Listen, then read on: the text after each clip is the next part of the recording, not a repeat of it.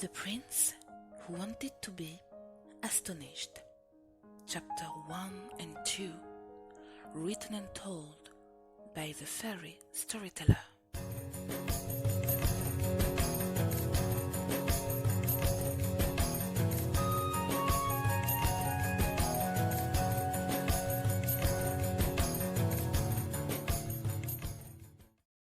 Once upon a time, far away, there was a dark, cloudy, and icy kingdom in which the black mountains pierced the clouds and were going to get lost in the sky. It was a hostile kingdom, plunged into thick orange smoke and populated by dragons and savage beasts. The roar of volcanoes and the thunder made this place really awful to live in. Raycraft, the king who ruled this dark kingdom, was old and worn out. Worn out by too many wars, betrayals, and worries. The king had seen too many children and loved ones die. He had seen too many ugly things in his lifetime. King Raycraft had only one son who was still alive. This son, named Toyag, was handsome and clever. He was living by his father's side in this dark kingdom. Yet he had no desire to ascend the throne. His greatest dream was to leave his foggy, cold kingdom and marry a smart and cheerful woman. Toyag was remaining silent every day, talking to his father only to say the least. He was unhappy. The heavy atmosphere, the icy air, the dark and sinister mountains, the frightening fog, and the dangerous creatures surrounding the kingdom were making the young prince feeling sick and depressed. Toyag was trying to escape in his books and drawings, and his apartments were decorated with colorful paintings and canvases depicting scenes of joy and gladness. One day, King Raycraft spoke to his son and said to him, "Son, don't interrupt me. Listen to what I have to tell you. I do not have long to live anymore, and you must absolutely become my successor. I'm going to organize a ball at the end of which you must choose a wife." "My king," replied Prince Toyag, "you know my deep desire to satisfy you, but I cannot become king and rule this cursed kingdom." Upset, the old king caressed his chin and added in a firm tone, my son, you don't have the choice."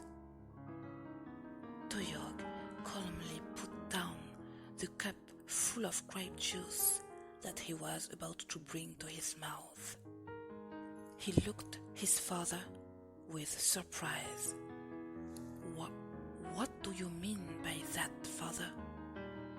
"You don't have the choice, son. You will marry a princess for posterity," replied the king in a stern tone. "No, I'm sorry, father. I don't want to live in this decrepit kingdom anymore. This life of war and violence does not interest me. I'd rather be disinherited, poor and happy, than rich and imprisoned within these demonic walls," exclaimed the prince as he tapped the table. The cup fell and spilled over. The king began to be blemish and nervously scratched his beard. And then, suddenly, he thundered. "Do you think your paintings and pictures will secure your future? Do you believe that your destiny lies in lazing about with brushes between your fingers, dreaming about your heavenly beaches and fantasizing about a colorful world?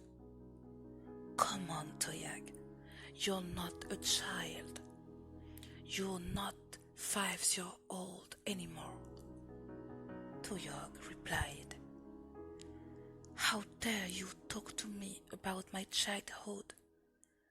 The childhood you stole from me.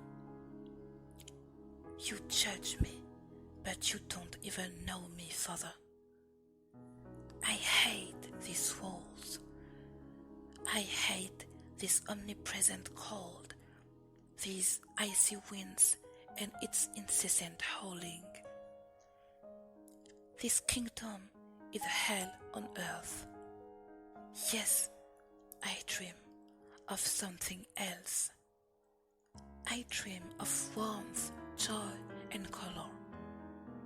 Have I committed a crime, father?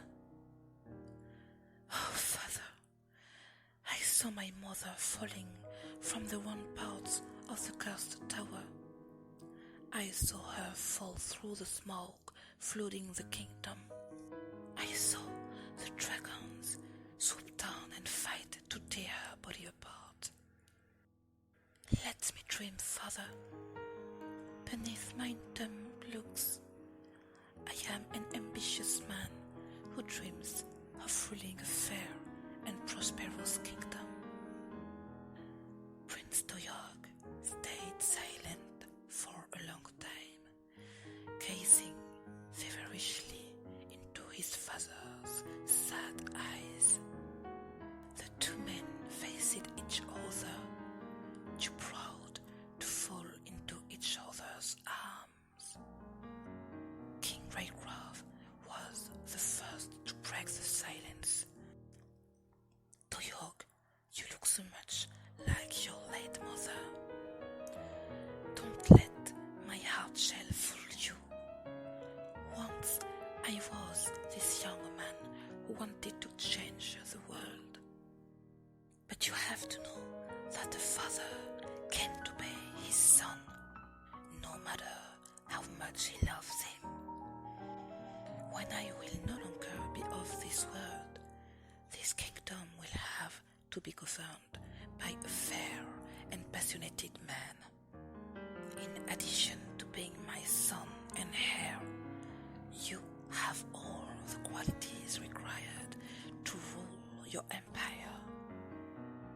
Toyag, I'm begging you, marry one of the kingdom princesses and ascend the throne."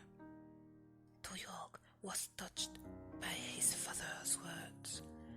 With difficulties, he held back his tears before he answered, "So do it, father.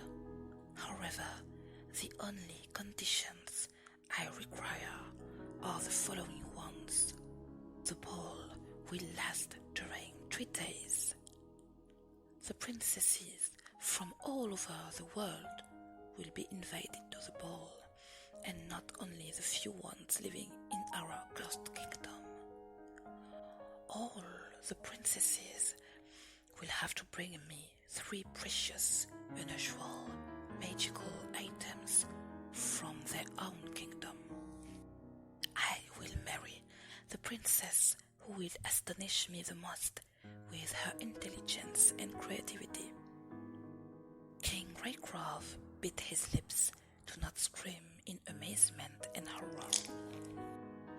He knew his son well, and without these very unusual conditions, the young man would never accept consider marrying.